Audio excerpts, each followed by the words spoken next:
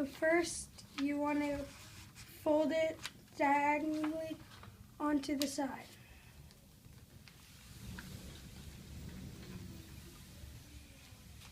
Now you're going to flip it back open and do that to the other side.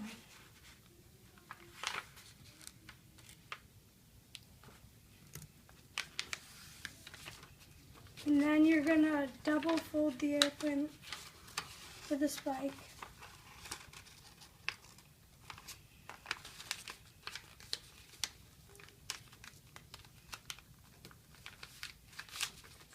And then you're going to outfold it.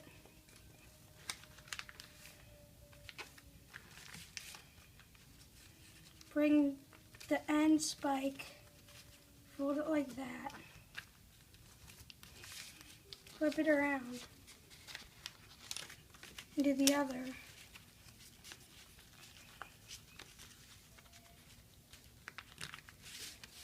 And then you're going to make the wings by folding the paper down right at the edge. And then do the other wing.